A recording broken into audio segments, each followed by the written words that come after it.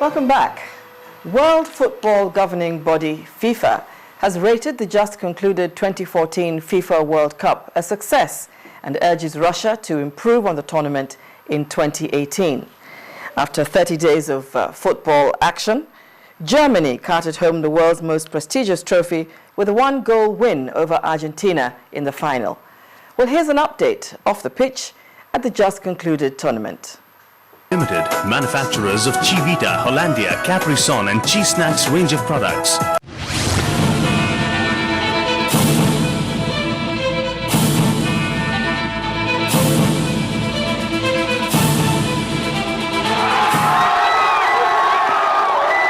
Jubilant German fans celebrated the team's first World Cup win in 24 years with traditional parade of honking cars in Frankfurt and Berlin.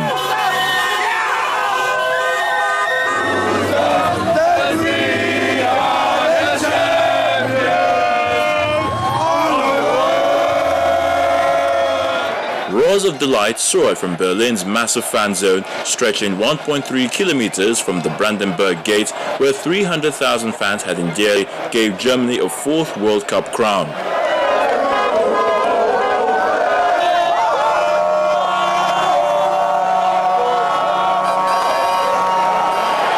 Meanwhile, football fans across India who had rooted for Germany lifting the trophy celebrated the team's triumph by setting off firecrackers and dancing on the streets. The elated fans in India's southern Kerala state said they were waiting for this moment for many years. I've been supporting Germany for over 12 years. First time I was supporting them was in 2002 World Cup. They lost to Brazil, and ever since that I've been waiting for this day. And it's finally here, and I couldn't be more happy. We are overbooked tonight. We have all these people here, and mostly they are Indian. They are Indians, and they are joyful together with us. Barely a day after what was widely considered the best World Cup ever, Brazil coach Luis Felipe Scolari is out of the job. Scolari's contract with Brazil was due to end after the World Cup, during which he said the final decision on his fate would rest with the president of the Football Confederation. There are indications that coach Tite, the man who led Corinthians to the Libertadores Cup and Club World Cup in 2012, and Mauricio Romayo, the current boss of Sao Paulo, are highly tipped to replace the sacked manager. Finally, FIFA President Sepp Blatter has congratulated Brazil for a successful hosting of the FIFA World Cup. FIFA's World Cup in Brazil had a very special message to give. It was a message of get-together, connecting people, the message of peace and anti-racism and anti-discrimination.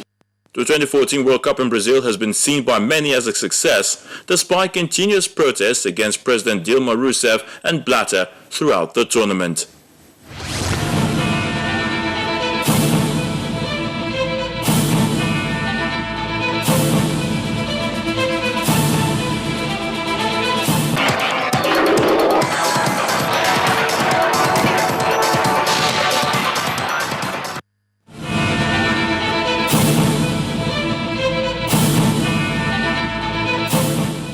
Welcome to Sports News. A day after attending the World Cup final in Brazil and seeing Germany win, Chancellor Angela Merkel says becoming a world champion is a great feeling.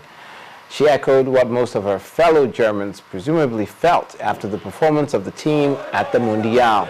The victory is a special one for the country Germany because it's the first time as a unified Germany.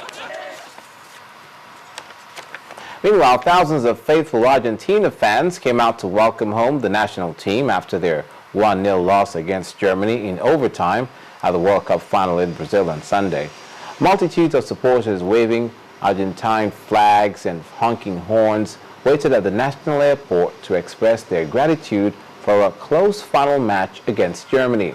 Mario Götze's volley in extra time stunned fans into silence, and after the final minutes ticked down, millions of disconsolate Argentines were left to contemplate a defeat that deprived them of a first World Cup win since 1986.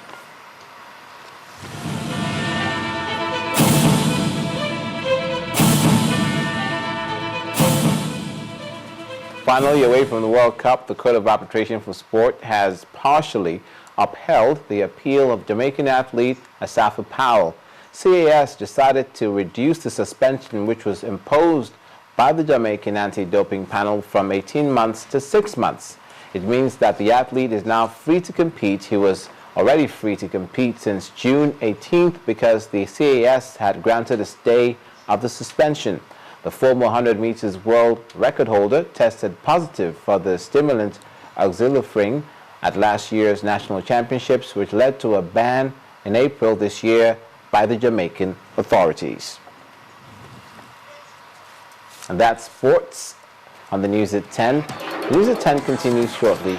Please stay with us. On the foreign scene, a Ukrainian military transport aircraft has been shot down in the east amid fighting with separatist rebels. A statement on the presidential website said the AN-26 plane was hit at an altitude of 6,500 meters. It is said the plane had been targeted with a more powerful missile weapon than a shoulder-carried missile, probably fired from Russia. Russia has not commented on the claim. The crew survived. And now for some entertainment news. The cast and crew of The Voice, produced by Nkiru Sylvanus, walked the red carpet in Lagos recently, announcing the movie's arrival. Maya Wagundele has details and other stories.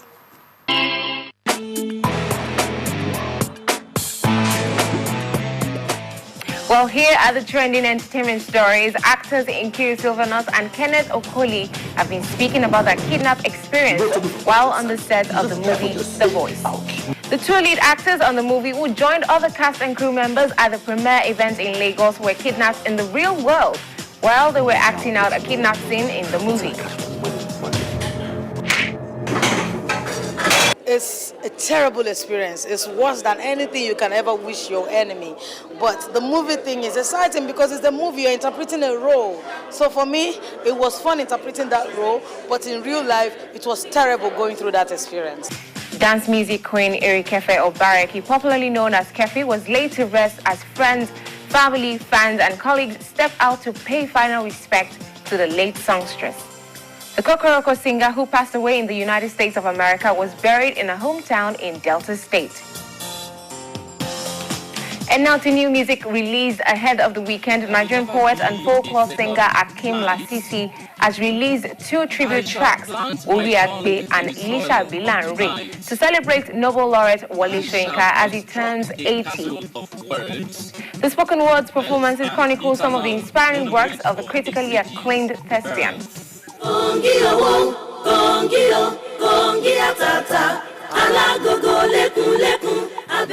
Also, Syndicate Records leading artist Lynx has released yet another single of his sophomore album. The new track, titled My Place, features appearance from video vixen Stephanie Coker and is directed by Kemi Adetiba.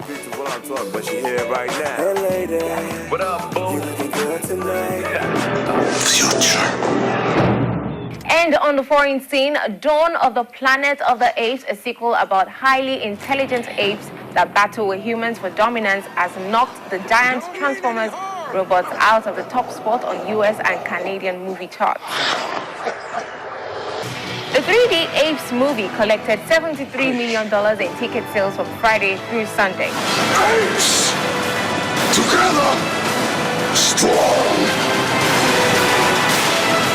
Well, that's it on entertainment. Let's get back to the main news.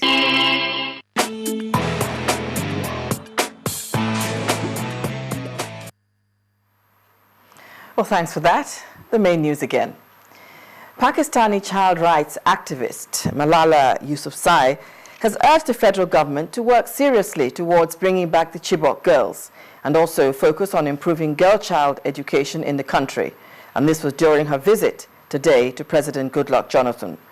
Also, during an exclusive interview, Malala told our foreign affairs correspondent Amarachi Ubani that Boko Haram is an un-Islamic group. And a Ukrainian military aircraft has been brought down as fighting with pro-Russian separatist rebels intensified.